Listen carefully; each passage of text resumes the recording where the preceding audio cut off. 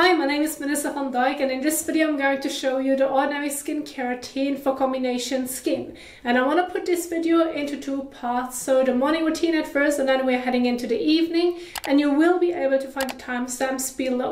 While I'm demonstrating the example routines, I want to share with you some of the PowerPoint slides as well, so that you understand the order of application and can see what products that I have picked. And you will be able to download the entire PowerPoint with the tips and tricks that I'm about to share with you as well in the description box down below, and you can even download it to your device if you want to recreate the routine. So we are starting off with the morning skincare routine, starting off with the first step, which is washing your face. Now, since you have a combination skin, this can be quite tricky because you have your oily T-zone, this is most often your oilier part, and then your cheeks and a lower part of your face is going to be dry to normal, depending on the weather maybe. And so overall, this is tricky on which cleanser you should pick. Now, if you're just going to use an hydrating cleanser on its own for the entire face, then you have the issue that you may not be able to properly take off any excess oil that you have in your T-zone. But it feels great on the drier parts. Whereas if you would use a cleanser that's suitable for normal to oily skin, and you would use that one all over your face and neck, well, then you may experience a bit more dryness where you have already a drier skin type, but it is effectively removing the excess oil. So either way you're going to do it, you always have like one disadvantage to it. And so I want to share with you some of the methods on how you can do it and what I like to do in my case with my combination skin. So first of all, one of the methods would be that you're using two cleansers, one for dry skin, the other one for oily skin, and you're using the cleanser for oily skin on your oilier parts, whereas you're using the hydrating cleanser on the drier parts. And you're going to massage it all over, and then you're going to rinse it off so that it's like nicely balanced and yet you do not have the disadvantage. But still, again, there would be the disadvantage that you're going to spend money on two cleansers rather than just using one for the entire face. Then the other method would be that you're just going to use your cleanser that's suitable for oily skin on your oilier parts, which would be then your T-zone, and then just use plain water on the rest of your face. And this is one method that I can recommend, which should work well because you're properly going to remove the excessive oil, whereas with the other part, it shouldn't be an issue for the morning routine. However, the method that I personally like to do with my combination skin would be using a cleanser for normal to oily skin, which again would refer to examples that you can see in my PowerPoints as well as right here, and using it all over the face and neck so that I can properly wash my face, remove any excess oil, dirt and sweat from the skin, with the disadvantage of experiencing a bit more dryness already on the drier part, but we're going to balance it out later on with hydrating serums so that I can get away with this. So you can pick one of the methods or just go with the one that I'm now about to share with you. Either way is fine. You need to see and test what works the best for you. You can wash your face above the sink or in the shower. I'm now going to show you how you can do this above the sink. Now, before you're getting started with washing your face, please make sure that you have clean hands. If they aren't clean, please wash them at first and then start off with your cleansing step. Now again, when it comes to the cleansers, you saw already the examples in the PowerPoints. Same are the examples that you can see right here. And I'm going to use Cetaphil's Daily Facial Cleanser, which is suitable for combination to oily skin, or in general look for a cleanser that's suitable for combination to oily skin or normal to oily skin, because those are able to break down the excessive oil. So when getting started, please make sure to check on the back of the packaging on how you should use your cleanser. Usually it refers to that you should apply to wet skin and then later on rinse it off with water. This is the most common method, and this is also what applies to the one that I'm currently using. So we are starting off with wetting the face, neck and hands with lukewarm water, and then we are going to use a bit of the cleanser to massage it all over. So let's go ahead and do this.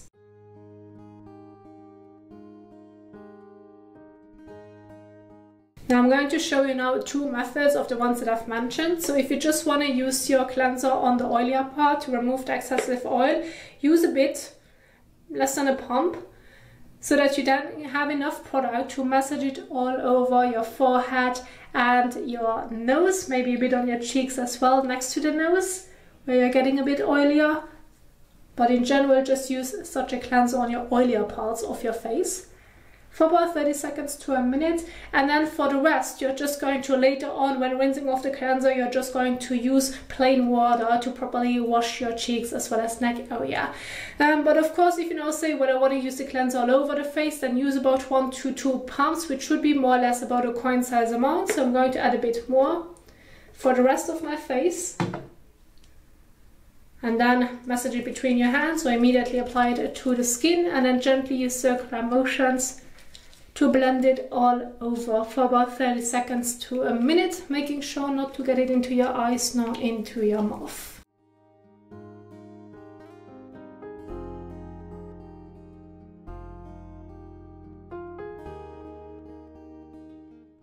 So once you have massaged it all over, now it's a time to again use lukewarm water and properly take off the cleanser. Now usually when doing this above the sink, using your hands alone isn't doing much. Like, you can get most of it off, but there's always some residue that you're going to leave on the skin. And this is where I highly recommend using a clean washcloth. Those soft makeup cloths, those microfiber cloths, wet them in between, squeeze them out, and they can really help you to remove any excess from your cleanser, so that you're making sure that everything comes properly off the skin before continuing with the rest of your morning skincare routine or even evening routine. This is a really handy tool to use in between.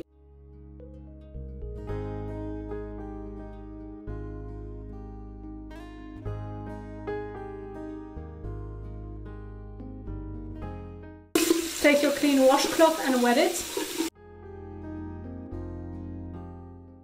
Squeeze it out. And now gently swipe it across your face and neck to remove the cleanser from the skin.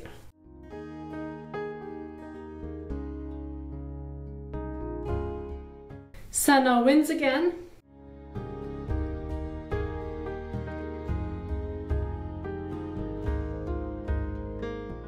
And now take a clean towel and gently pat all over. Please do not rub to properly remove the remaining water drops on the skin surface.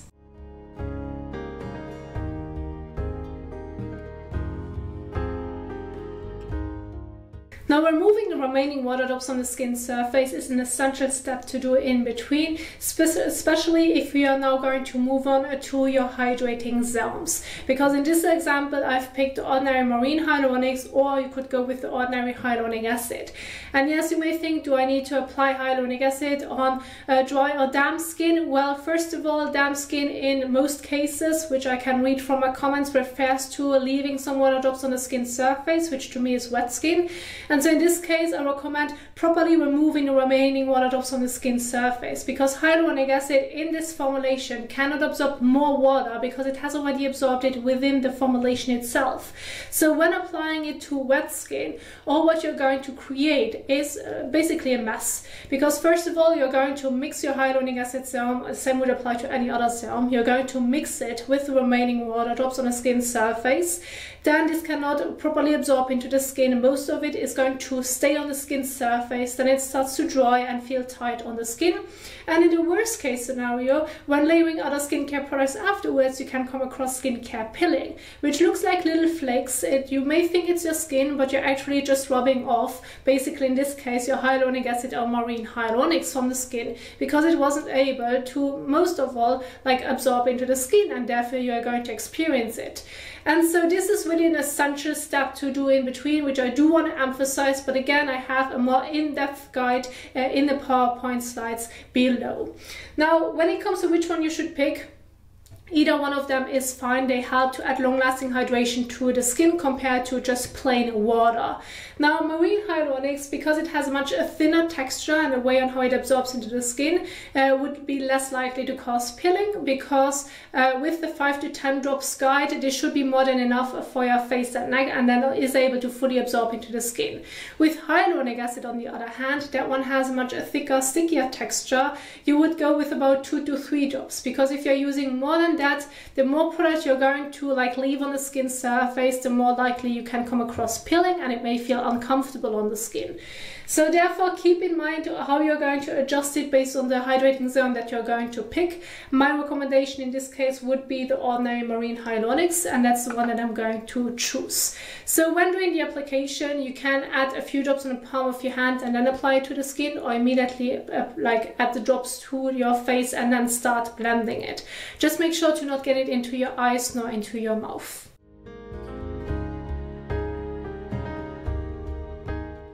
So I went with 10 drops for my face and neck, rubbing it between my hands and then blending it all over. And since it helps to add long-lasting hydration to the skin, where you experience a bit of dryness, now especially after your cleansing step, if you have used it all over your face and neck, you're going to balance it out. Yet on the oilier parts, it is still lightweight, so that it does not feel heavy or greasy on the skin.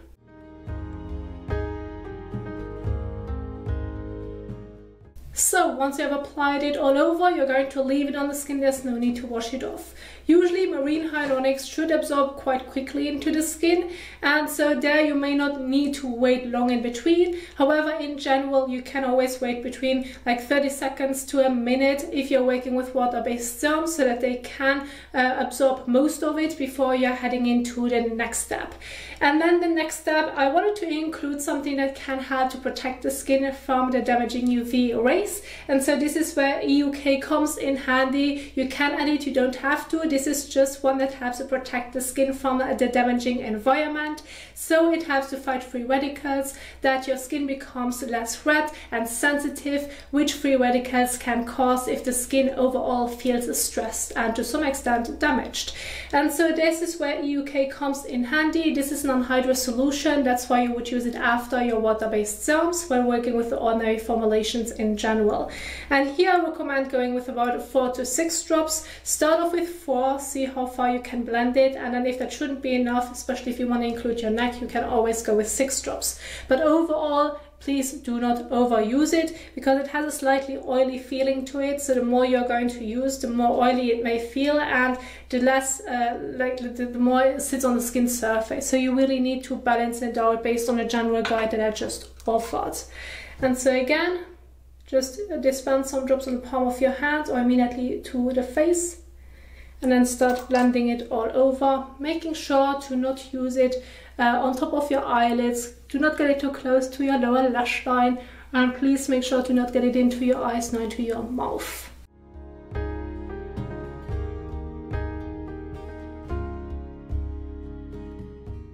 Now, once you have applied EUK, you may come across a warm feeling, which is normal. Don't panic. This usually should calm down the more your skin gets used to it, because it is quite a potent antioxidant serum. So your skin needs to adjust to it, and at the same time it tries to repair and protects the skin again. And so what you can now do in between, since EUK is an anhydrous solution that feels slightly oily on the skin, you can wash your hands in between before you're heading into the next step, so that you're not going to smear it around and that it feels comfortable on the skin when applying the next product on top.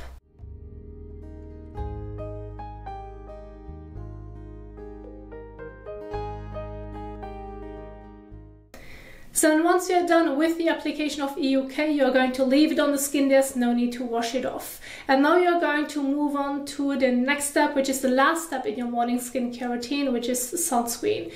Now you may notice I did not pick the ordinary one, and most of you know it by now. I do not like the white cast of the ordinary sunscreen. That's why I went with 2 of my favorite ones, which would be Cosrx Aloe Soothing Sun Cream, which is a mixture of chemical and mineral, and it does not leave a white cast. It's actually transparent once you have applied it. Or NIOD Survival 20 or 30, which has a light tint, and it is a mineral sunscreen. So rather than giving you a white cast, this one has a tint. And so that's why I really like it and enjoy it. Nonetheless, you should get the idea that throughout the day, sun protection is important, especially if you have sun exposure.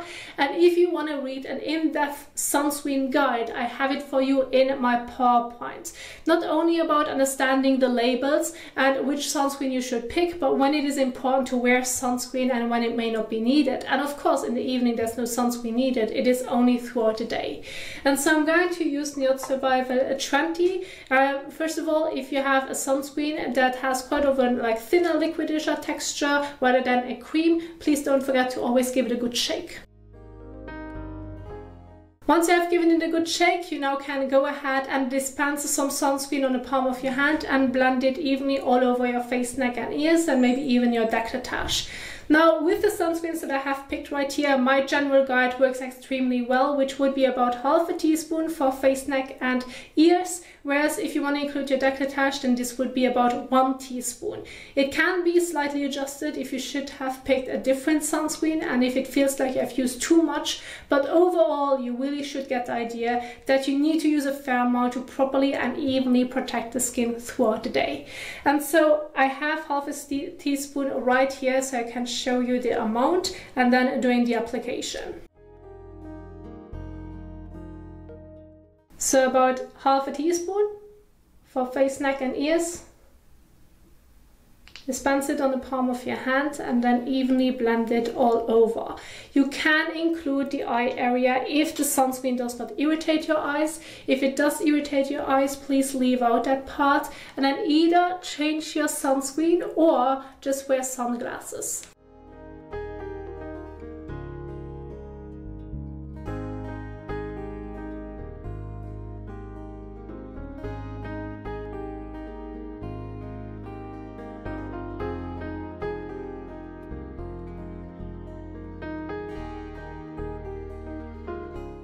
So, and once you have applied it all over, you're going to leave it on the skin. There's no need to wash it off. And there you have the last step of your morning skincare routine. And this would be the entire example morning skincare routine that I want to share with you. And now we're going to head into the evening. So for your evening skincare routine, the most important step is washing your face so that you can properly take off your sunscreen and or makeup that you have worn throughout the day. Now I want to keep my main focus towards the sunscreens that I've mentioned in the morning skincare routine and the one that I have applied. So if you went with Cosrx Aloe Soothing Sun Cream, which is a mixture of chemical and mineral, or you have a similar chemical sunscreen, they usually come off quite easily from the skin. And the same would apply to extremely lightweight makeup that isn't waterproof, that usually comes off by just using a regular cleanser. In that specific case, using your regular foaming cleanser on its own is completely fine, as it is able to properly break through it and to properly take it off the skin. However, if you went with a mineral sunscreen, as I've did in the morning, such as NIOD Survival 20 or 30, or for example the ordinary mineral sunscreen, or something similar to this, or you may have worn extremely waterproof or pigmented makeup, that usually doesn't come off that well when just using your regular foaming cleanser. In fact, with your mineral sunscreen, your regular cleanser just basically sits on top, you're going to smear it around and it isn't able to properly break through it to actually take it off the skin. And so this is where you need to adjust your cleansing step. So instead of using your regular cleanser on its own, I recommend switching to an oil or balm cleanser, such as the ordinary squalane cleanser, which can be used to remove sunscreen and makeup. It is able to properly break it down and is suitable for all skin types. So it's completely fine to just use your oil or balm cleanser on its own. If after that you can properly take it off the skin, it doesn't feel uncomfortable, well then there you have it. Or you can do a double cleanse where you use your oil or balm cleanser at first and then head into your regular foaming cleanser to properly take everything off the skin. Now, I generally speaking do not recommend doing this above the sink because this becomes quite messy. Therefore, I always advise people to do this in the shower so that you do not need to worry about the mess that you're going to create and you're able to really take the time to break everything properly down. And so I have a specific video for this on my channel, which I'm going to leave in the top right corner. So again, you can stop after the oil or balm cleansing step or head into the double cleanse. So you can see basically both methods. And so once you're done with washing your face, you have rinsed everything properly off the skin. You're going to take a towel, gently pat all over to remove the remaining water drops from the skin surface, and then there you have it. The next step would be your leave-on exfoliating acid serum. And so in this specific case, I went with an AHA as well as a BHA because you would need to adjust it depending on the oilier and drier parts that you experience. So usually if you have a combination skin, your T-zone is the oiliest part. This is where you sometimes can experience blackheads and little pimples or mild acne prone skin as well. So you see I have some reddish spots right here, as this is my oiliest part, including the nose. And the rest of my face tend to be a bit more like normal to dry, and so this is where you would use your AHA. So you're using salicylic acid in the oilier parts and your AHA on the drier parts. And so based on that, you would then adjust it. Of course, please do not overdo it with the amount that you're going to use. So instead of working with about like 3 to 5 drops for your face and neck, you would use 1 to 2 drops of your salicylic acid solution, and then just use it on your fingertip and then like gently massage it over the oilier parts. So I'm going to go with 1 drop at first, going to blend it over, and if that shouldn't be enough, you can use half a drop or maybe another drop for your nose. You need to adjust this, but overall please don't use too much. You need to make sure that it can properly absorb into the skin. So I'm just going to use like a smaller drop for my nose, so that you can really keep the focus on the oiliest parts with salicylic acid, as this helps to loosen the dead skin cells on the skin surface, which helps to even out your skin tone. So if you have, for example, reddish or darkish spots, it has anti-inflammatory properties, which is great if you have acne-prone skin or getting pimples here and there. It helps to unclog pores and balances oiliness. Now overall, this can be a great addition if you want to target your oiliness and maybe even to some extent your acne, pimples here and there, and maybe blackheads. Although with blackheads, I do have to say, usually taking a tool to extract them and then maintaining it with salicylic acid would be the best combination. Now when it comes to the lower part, again we're working with an AHA, so this can be the ordinary lactic acid 5 or 10%. I want to keep my focus towards lactic acid because it's kind of like in between mandelic acid and glycolic acid, where usually most people tend to tolerate it well, but of course it wouldn't be wrong to replace it with mandelic or glycolic acid. This is just my recommendation. And so I'm going to use the ordinary lactic acid at 5%, and usually with this one I would say use between 5 to 8 drops for your face and neck, like around that amount. But because we have already applied salicylic acid on the oilier part, we need to reduce that amount so that we are not going to overdo it. So in this specific case, start off with 5. If that shouldn't be enough, if you want to include your neck, then go with 6 drops. But overall, you should be able to blend it all over, but it at the same time should be able to fully absorb into the skin. So I went with 4 drops, and now gently massage it over the lower part, your cheeks, your chin, maybe your neck as well. And with lactic acid, in general and AHA, they help to again loosen that skin cells on the skin surface. So similar to salicylic acid, to improve an uneven skin tone, as well as to smoothen your skin texture. But because it is an AHA, it helps to increase the hydration within the skin because it increases the skin's natural hyaluronic acid.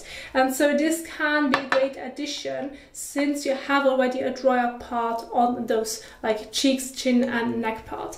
And so once you have applied it to the skin, you're going to leave it on the skin. There's no need to wash it off.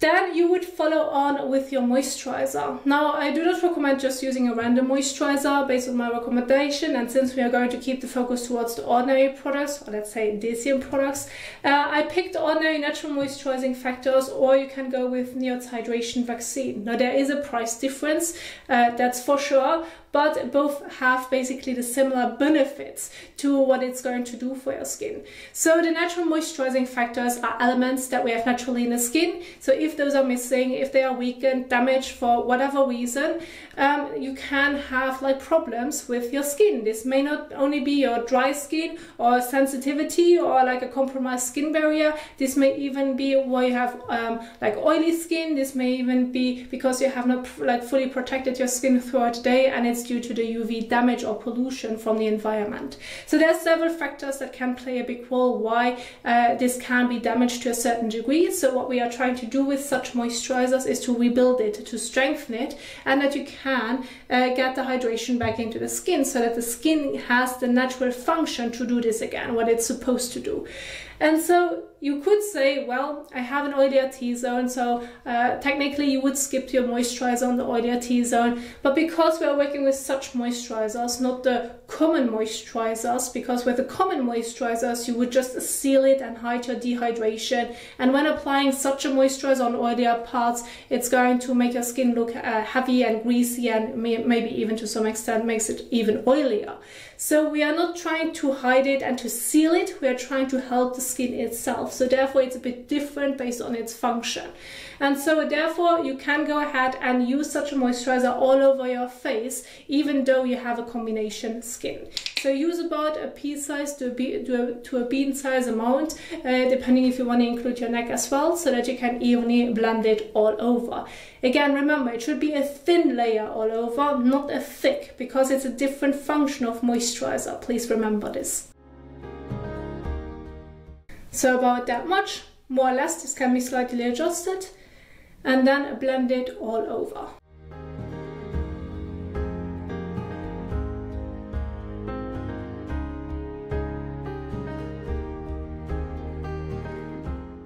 So, and once you have applied it all over your face and neck, you're going to leave it on the skin. There's no need to wash it off. And then this will be the example evening skincare routine that you can follow if you have a combination skin.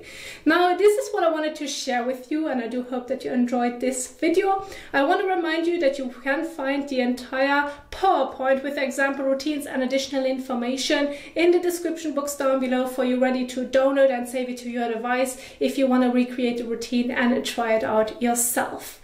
Now, if you enjoyed this video, of course, you can go ahead and support this channel. You can support my work as I'm an independent YouTuber, and you can do this by clicking on the super thanks button below, or check out the description box. There you will find a PayPal link. Otherwise, feel free to give this video a big thumbs up, as well as share it with your friends and family members. And if you now want to learn more about skincare, I'm going to leave some of the videos at the end of this video so that you can keep on watching. Thank you so much for watching, and I will see you soon in the next one. Happy skincaring. Bye.